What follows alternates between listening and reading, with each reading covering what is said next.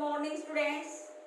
बेटा आज इस वीडियो के माध्यम से हम आपको कांग्रेस पार्टी के प्रभुत्व के बारे में बताएंगे कि कांग्रेस पार्टी के किस काल को प्रभुत्व का काल कहा जाता है।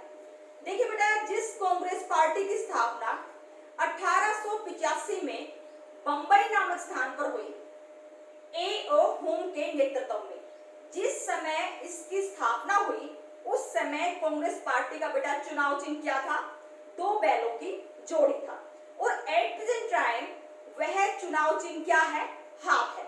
अब बात आती है इस कांग्रेस पार्टी ने जो नेशनल लेवल की है, नेशनल लेवल का मतलब राष्ट्रीय लेवल, जो पार्टी 2 या 2 से अधिक स्टेट में जिसकी ब्रांच हो वो कौन सी पार्टी कहलाती है? National party. तो कांग्रेस पार्टी एक नेशनल पार्टी है। कांग्रेस पार्टी ने बेटा फर्स्ट जनरल इलेक्शन, जो फर्स्ट जनरल इलेक्शन हुआ था 1952 में, तब से लेकर 1977 तक देश में क्या किया? शासन किया। यानी कि कांग्रेस पार्टी ने प्रथम आम चुनाव 1952 से लेकर 1977 तक सेंटर में क्या किया? राज किया। अब बात आती है बेटा, वो कौन से फैक्टर हैं या वो कौन से रीजन है या वो कौन से तर्क हैं या वो कौन से जरिए हैं जिनके माध्यम से कांग्रेस पार्टी ने 25 साल तक किसी दूसरी पार्टी को सत्ता हथियाने नहीं दी। तो बेटा बहुत सारी ऐसे कारक या तत्व हैं जिनके आधार पर कांग्रेस पार्टी ने 25 साल तक शासन किया। सबसे पहला तर्क नोट कीजिए। सबसे पहला तर्क है योग्य नेताओं का योगदान। देखिए बेटा, कांग्रेस पार्टी में भारत के जितने भी बुद्धिजीवी वर्ग के लोग थे वो इसी पार्टी में शामिल थे। चाहे हम महात्मा गांधी की बात करें या सरदार वल्लभ भाई पटेल की बात करें या लाल बहादुर शास्त्री की बात करें, जो भी भारत के महान और योग्य नेता थे वो इस पार्टी से जुड़े हुए थे। तो भारत की जनता की यह सोच थी कि कांग्रेस पार्टी एक अच्छी पार्टी है क्योंकि इसमें सभी अच्छे नेताओं का योगदान है। इसलिए भी यह पार्टी 25 साल तक सेंटर में शासन संभालने में सफल हुई। दूसरी इसकी विजेता का कारण क्या था? विरोधी दलों का अभाव, लैक ऑफ अपोजिशन पार्टी। बेटा जिस समय कांग्रेस पार्टी की फाउंडेशन हुई तो उस समय कोई भी ऐसी पॉलिटिकल पार्टी नहीं थी जो इस पॉलिटिकल पार्टी को क्या दे सके? टक्कर दे सके। 1906 में मुस्लिम लीग की फाउंडेशन हो गई लेकिन उसका रोल भारत से खत्म हो गया। इसी तरह 1924 में साम्यवादी दल की फाउंडेशन खत्म हो गई। 1924 में साम्यवादी दल की जो स्थापना हुई थी वो इतने बड़ा राजनीतिक दल नहीं था कि कांग्रेस पार्टी को क्या दे सके? टक्कर दे सके। इसी तरह एक जनसंघ पार्टी की स्थापना हुई थी 1950 में, जिसकी स्थापना करने का मुख्य क्रेडिट श्यामा प्रसाद मुखर्जी को जाता है। लेकिन ये उस समय बिल्कुल छोटे छोटे राजनीतिक दल थे। यह इतने बड़े राजनीतिक दल नहीं थे जो इस नेशनल लेवल की पार्टी को क्या दे सके? टक्कर दे सके। तो पहला रीजन का जो जीत का रीजन बताया है वो क्या है? प्रभावशाली नेताओं का योगदान। दूसरा, सभी वर्गों को इसमें क्या मिला हुआ था? प्रतिनिधित्व मिला हुआ था। तीसरा, विरोधी दलों का क्या था बेटा? अभाव था। और चौथा जो इसकी जीत का मेन कारण था वो क्या था? इंदिरा गांधी द्वारा दिया गया अट्रैक्टिव स्लोगन। बेटा इंदिरा गांधी ने लोगों को मूर्ख बनाने के लिए, देश के लोगों के वोट बटोरने के लिए एक स्लोगन प्रोवाइड कर दिया। क्या स्लोगन था? गरीबी हटाओ का। तो गरीब व्यक्ति इस पार्टी के प्रति इतने सचेत हो गए कि अगर ये पार्टी सत्ता में आई तो गरीबी भारत से बिल्कुल क्या हो जाएगी? खत्म हो जाएगी। और प्रभावशाली नेतृत्व, इस पार्टी में जिन नेताओं ने भी इस पार्टी की कमांड को संभाला उनका बड़ा अट्रैक्टिव लीडरशिप थी। अगर हम बात करें इंदिरा गांधी की, जो एक औरत होते हुए भी पूरे भारत की कमांड संभाल रही थी। इसी तरह पंडित जवाहरलाल नेहरू का भी जो अट्रैक्शन था वो जनता के सिर पर इसका जादू सिर चढ़कर बोलता था।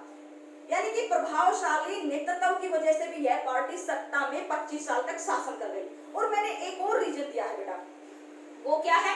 सभी वर्गों को प्रतिनिधित्व।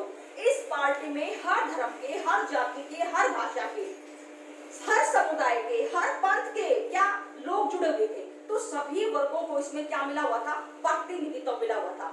तो बेटा ये वो सारे कारण हैं जिसकी वजह से 25 साल तक कांग्रेस पार्टी ने सेंटर में शासन किया।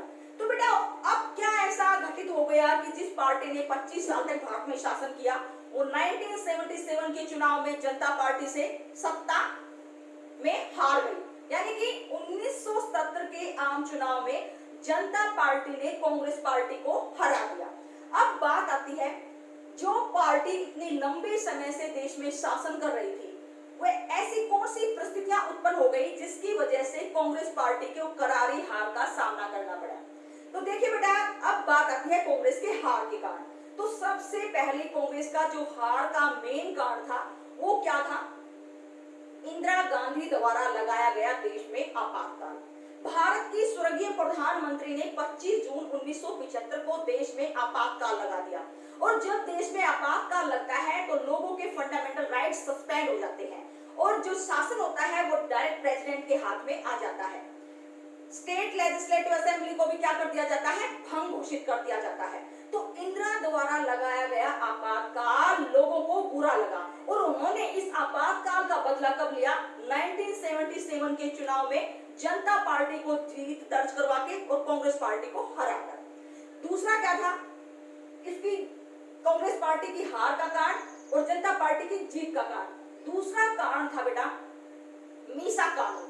इंदिरा गांधी जब देश की प्रधानमंत्री थी तो उसने देश में ऐसा कानून बनाया जिसका नाम था मीसा कानून। इस कानून के अकॉर्डिंग किसी भी व्यक्ति को शक के आधार पर, डाउट के बेस पर उठाकर जेल में डाल दिया जाता था और उसको यातनाएं दी जाती थी। तो इंदिरा गांधी ने अपने सभी विरोधियों को इस कानून के तहत उठाना शुरू कर दिया, जिससे भी भारत की जनता इंदिरा गांधी की पार्टी से और इंदिरा से क्या हो गई? नाराज हो गई। तीसरा जो कांग्रेस पार्टी की हार का कारण और जनता पार्टी की जीत का कारण था वो क्या था? प्रेस पर प्रतिबंध। इंदिरा गांधी ने प्रेस पर प्रतिबंध लगा दिया।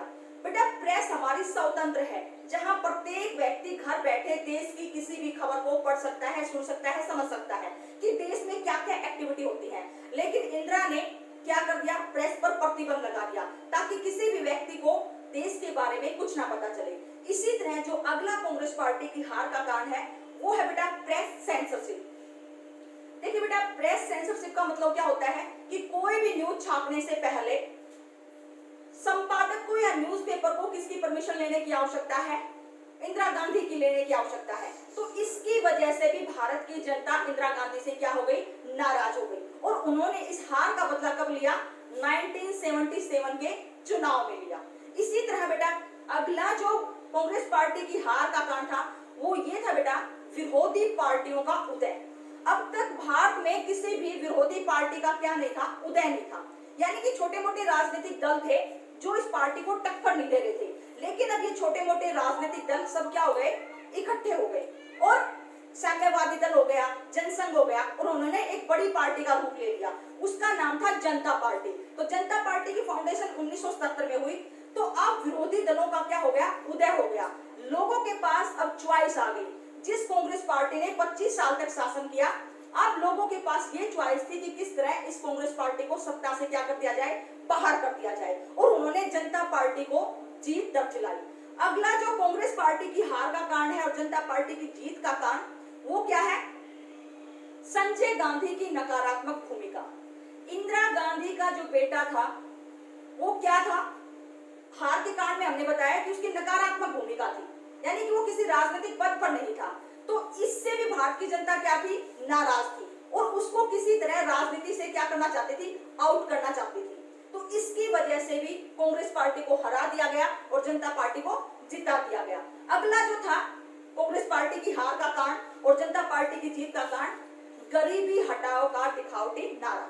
देखो बेटा, इंदिरा गांधी ने लोगों के वोट बटोरने के लिए गरीबी हटाओ का जो नारा दिया था वो एक दिखावटी नारा सिद्ध हुआ।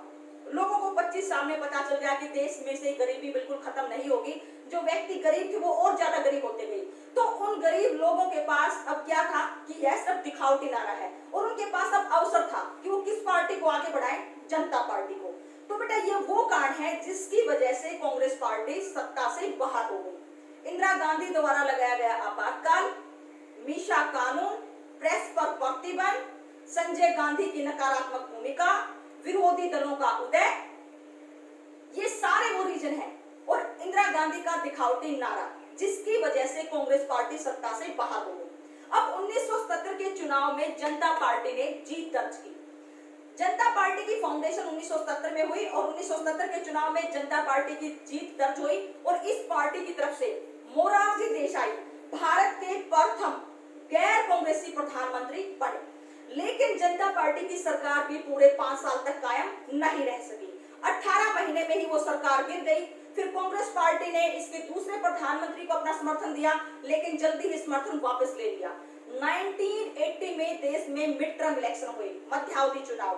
देखो बेटा, जो सरकार हम 5 साल के लिए बनाते हैं, अगर वो सरकार 5 साल से पहले गिर जाए तो 6 महीने के अंदर जो न्यू इलेक्शन होगा, उस इलेक्शन का नाम क्या होगा? Mid term election. तो मध्यावधि चुनाव देश में 1980 में हुआ और 1980 में फिर कांग्रेस पार्टी पूर्ण बहुमत के साथ भारत में सत्ता में आ गई। निष्कर्ष के रूप में हम कह सकते हैं कि जो कांग्रेस पार्टी प्रथम आम चुनाव से लेकर 1977 तक सत्ता में रही, जनता पार्टी ने 1977 में उस पार्टी को हरा दिया। लेकिन जनता पार्टी की सरकार है वो पूरे 5 साल तक कायम नहीं रह सकी और 1980 में मध्यावधि चुनाव हुए और मध्यावधि चुनाव के बाद कांग्रेस पार्टी फिर से सत्ता में आ गई। तो आज इस वीडियो के माध्यम से बेटा हमने कांग्रेस पार्टी की आपको हार और कांग्रेस पार्टी की जीत के बारे में बताया है। तो अब हम इस वीडियो को यही समाप्त करते हैं। धन्यवाद।